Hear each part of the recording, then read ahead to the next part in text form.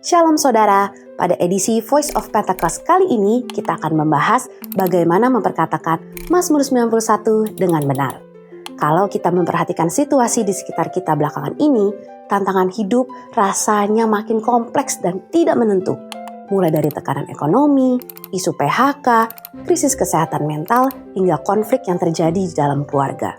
Di tengah gelombang ketidakpastian ini, banyak dari kita yang mencari tempat perlindungan dengan cara rajin berdoa dan memperkatakan Mazmur 91. Kita sering mengutip janji Tuhan di ayat 10, malapetaka tidak akan menimpa kamu, tulah tidak akan mendekat kepada kemahmu. Namun, di tengah-tengah perjuangan hidup, seringkali muncul pertanyaan yang sangat jujur dari dalam hati kita.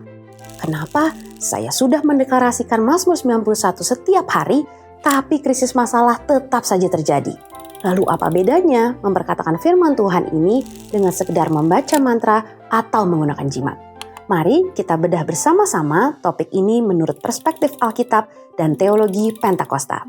Pertama, Mazmur 91 adalah doa permohonan dengan iman, bukan mantra. Di dalam Alkitab, penggunaan kalimat atau objek sebagai jimat penolak bala adalah sebuah kenajisan bagi Tuhan. Sebuah mantra bekerja dengan logika. Kalau saya menyebutkan kata ajaib ini, maka Tuhan harus menuruti kemauan saya. Namun, Mazmur 91 tidak bekerja dengan cara demikian. Pemazmur berdoa kepada Tuhan di ayat kedua, tempat perlindunganku dan kubu pertahananku, Allahku yang kupercayai. Kuasa perlindungan itu bukan terletak pada teks atau lembaran kertas Mazmur 91, melainkan pada Allah yang kita kenali secara intim. Memperkatakan Mazmur 91 adalah bentuk doa permohonan penuh iman dan penyerahan diri kita secara total kepada kedaulatan Tuhan. Ketika kita memperkatakan janji perlindungannya itu adalah bentuk pernyataan iman.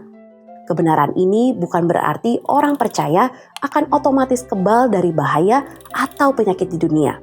Namun artinya, di tengah krisis paling gelap sekalipun, seperti kata Roma 8 ayat 28, Allah turut bekerja dalam segala sesuatu untuk mendatangkan kebaikan bagi mereka yang mengasihi Dia. Kedua, bagaimana jika realitasnya kita tetap mengalami krisis? Doa adalah sebuah permohonan yang berserah penuh pada belas kasihan Allah. Dalam realitas hidup sehari-hari, orang beriman pun tetap bisa mengalami musibah, pergumulan, atau sakit penyakit. Apakah ini berarti Tuhan gagal atau tidak berkuasa? Tentu tidak. Iman kepercayaan Pentakosta memegang teguh kebenaran ini. Allah tetap berdaulat dan sanggup melakukan mujizat meskipun situasi di dunia di sekitar kita terkadang tidak berjalan sesuai dengan ekspektasi kita. Rasul Paulus pernah menegaskan dalam Roma 8 ayat 35 dan 37. Siapakah yang akan memisahkan kita dari kasih Kristus? Penindasan, atau kesesakan, atau bahaya? Dalam semuanya itu, kita lebih daripada orang-orang yang menang. Orang percaya memang diizinkan Tuhan melewati masa-masa yang sulit. Namun, di tengah pergumulan sulit dan bahkan ancaman itulah, kita terus berdoa Mazmur 91. Apapun hasilnya, iman kita berkata, Allah adalah kubu pertahananku yang tetap kupercayai. Ketika kita memperkatakan Mazmur 91 hari ini, kita sedang mempercayakan seluruh hidup, karir, dan keluarga kita ke dalam tangan Tuhan yang berdaulat. Kita tetap percaya pada firman-Nya, bahkan saat situasi di sekitar kita tampak tidak baik-baik saja. Mari terus deklarasikan Mazmur 91 sebagai doa perlindungan bagi keluarga dan gereja kita dengan iman yang teguh. Saya berdoa, damai sejahtera dan perlindungan Tuhan menaungi hidup saudara sekalian.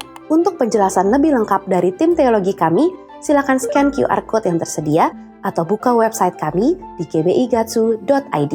Tuhan Yesus memberkati.